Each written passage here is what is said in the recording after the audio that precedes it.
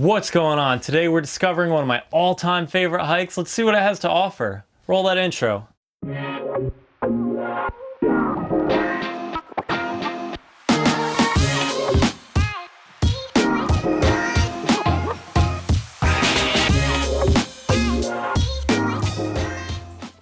Now, the Mt Lafayette Fregonia Ridge Trail Loop is unique in the sense that it follows the Falling Waters Trail. Now, this is a trail that rewards progression with absolutely stunning waterfalls. As you progress further and you go past the switchbacks, you eventually get to the top of Mount Haystack. In one hike, you'll get multiple waterfalls, multiple summits of mountains, and it's just a very rewarding, unique hike. Now, this isn't the easiest day hike. It's got a distance of 8.6 miles and an elevation gain of 3,822 feet. I saw a lot of families on this trail, but I also saw a lot of families turning around halfway. So just keep that in mind.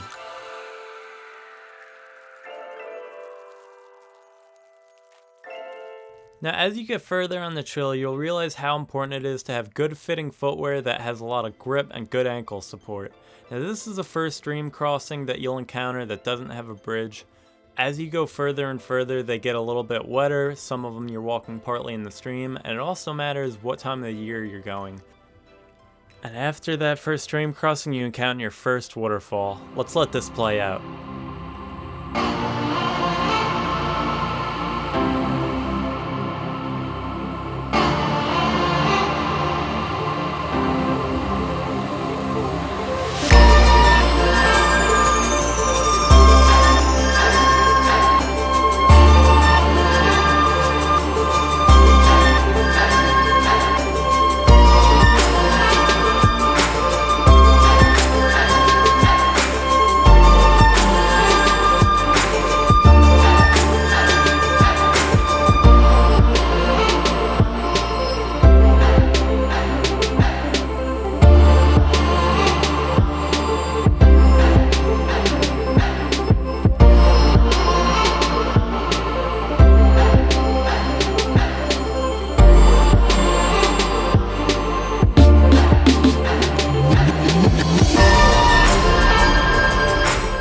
Now, this part of the hike gives people a lot of problems. If you stay to the right, you'll get there. Just keep in mind it's very, very slippery. At this portion, it's kind of your last opportunity to pull water. So if you can, I would fill up at least 2 liters per person. And then you begin the switchbacks. And once you begin the switchbacks, it's more or less the same view. And it's important to just acknowledge the terrain that I'm on right now. It's very rocky, it's very rough, it's hard on your joints. It really takes a toll on your knees. You'll encounter mud occasionally, and as a whole, it's it's rough on your body, man. Eventually you'll get to a fork in the trail, and if you hang right on it, you'll discover this kind of plateau area. Oh Lord, I see what brings me here. It's a mother to all my wanderings. The valley's green. It's a great spot to have lunch. There's usually not that many people at it. It's a good place to either meditate, have a snack, or just take your backpack off and give your back a break. Now, as you progress up the mountain, you'll realize that the terrain becomes more and more aggressive. It becomes a lot more steep. It becomes a lot more rocky to the point that you're climbing up boulders. I wouldn't say climbing, but stepping up boulders. And it's important to realize that you can bring dogs on this hike. They have to be leashed.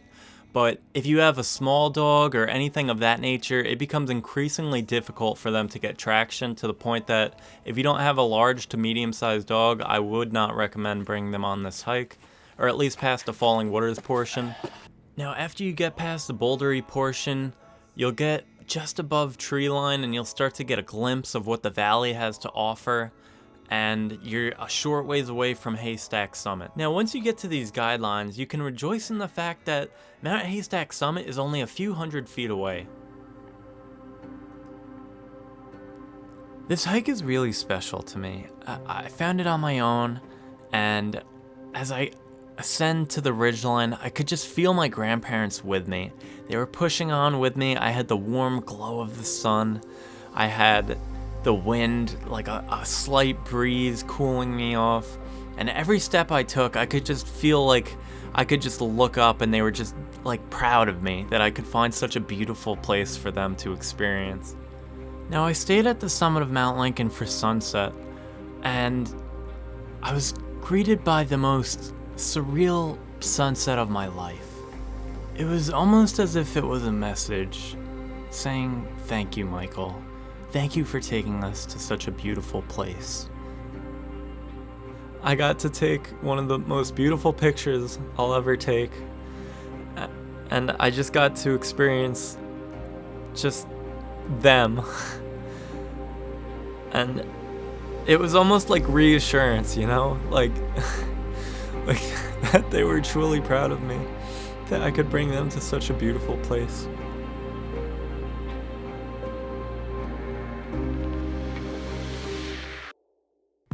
It's easy to see how this trail could become one of my favorite on the East Coast. Now, with that being said, it's always important to be prepared, whether it's dressing in multiple layers, having ample food and water, and just keeping in consideration that storms can come out of seemingly nowhere. Now, with that being said, on the descent of Mt Lafayette itself, there is a Greenleaf Hut. Now, the Greenleaf Hut is a place where they have stews, they have lodging, they have tea, they have coffee, they have baked goods, and they only accept cash, so just keep that in mind. The hiking trail parking lot fills up pretty quickly in the morning, but luckily there's a shuttle that can accommodate you. As far as advice goes, the one parting word I would give you is to just not rush the Ridgeline Trail. A lot of people, they just cruise right through it. They don't really spend a lot of time up there, but as far as I'm concerned, that's the whole reason you're on this hike. And I met a lot of people on the Adirondack Trail. The majority of them told me that it was their favorite portion of the hike. And just, you know, have an amazing time. With that being said, I actually took a whole bunch of astrophotography on the Ridgeline Trail because my whole goal is to get the Milky Way over Mount Lincoln with the photo that I have before that I consider to be one of my best. But sadly, the way that the Milky Way lined up, it didn't work out that way. But I still got a kind of cool shot of the summit of Mount Lincoln. Anyway, thank you guys so much for checking out my video. Prints are going to be available in the link below. Follow me on Instagram. I have hats for sale now. And just subscribe, comment, share, do whatever, you know? I hope you guys have an amazing trip if you're planning on doing this for yourself. And as always, have an amazing day.